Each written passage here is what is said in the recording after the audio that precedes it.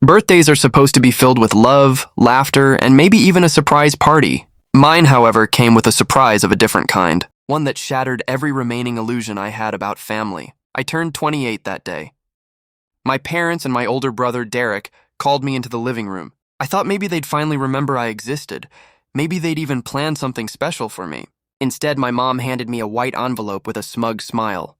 Inside wasn't a card or a gift. It was an eviction notice. "You've been living under our roof for too long. Alex," my father said coldly. "It's time you learned to stand on your own 2 feet," Derek added, smirking like the villain he always was. I was stunned. I'd been paying them rent every month while also juggling 2 jobs and helping around the house. I wasn't freeloading, I was surviving. But clearly, none of that mattered. The cruelest part? They did it on my birthday. My mom even had the audacity to say, "Oh, happy birthday, son. This is for your own good." That was the day I stopped seeing them as family. That was the day my revenge began. Instead of begging or crying, I smiled. "Fine," I said. "Thank you for pushing me. You'll regret this." They laughed. To them, I was the failure child. Derek was the golden boy. He had a high-paying corporate job, a fiancé, and the undying approval of our parents. I was the background character in my own family's story. What they didn't know was that I had been quietly working on a side hustle for the past 2 years, developing an app with 2 of my college friends. It wasn't much at first, but the concept was solid.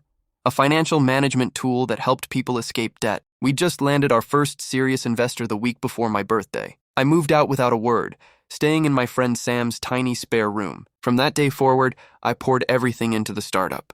While they thought I was drowning, I was building an empire. Fast forward 2 years, our app exploded in popularity. Partnerships with banks, thousands of downloads, glowing reviews. We were on fire. At 30, I was the CEO of a company valued at $25 million. And my family? They had no clue. I purposely went no contact. No calls, no visits, no explanations. I wanted them to believe they'd abandoned me to fail. Then came Derek's downfall. His perfect company laid him off. His fiancée left him. And their finances, oh, the irony, crumbled. That's when I got a call from my mother after years of silence. "Alex." "Honey," she said sweetly, as if we hadn't spoken in years. "Things have been difficult. You know, your brother lost his job. Maybe you could help out.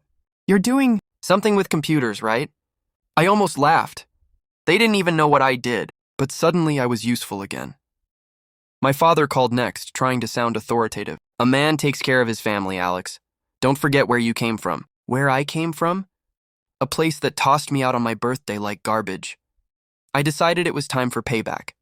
I invited them to dinner at one of the most expensive restaurants in town. They arrived looking worn down. No fancy clothes, no confidence. Just desperation. I pulled up in my brand new Tesla, wearing a suit that probably cost more than Derek's monthly rent. Their jaws nearly hit the floor. The entire dinner, they fished for answers about my job. I let them stew, enjoying every second. Finally, I dropped the bomb. "I'm the CEO of company name. You might have heard of it. We just hit $25 million in valuation." Their faces drained of color. Derek stammered, "Wait, that's your company?" "Yes," I said, leaning back casually. "The same one you probably saw on the news last week." That's when I leaned in, my smile cold. "Funny thing, you thought you were teaching me a lesson, but you gave me the greatest motivation of my life. You kicked me out on my birthday, and that's the day I started fighting back." They tried begging then.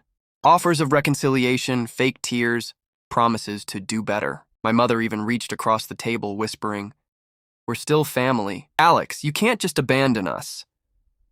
I pulled my hand away. Family doesn't throw each other out like trash. Family doesn't celebrate birthdays with eviction notices.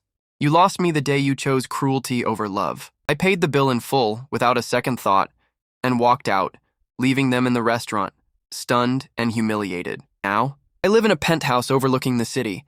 My company continues to grow. I'm surrounded by friends who feel more like family than my blood ever did. My parents and Derek, they're struggling, constantly trying to reach me, but I've blocked them on every platform, because sometimes the sweetest revenge isn't destroying your enemies, it's showing them how easily you can thrive without them. And every birthday since, I celebrate not the day they betrayed me, but the day I finally set myself free.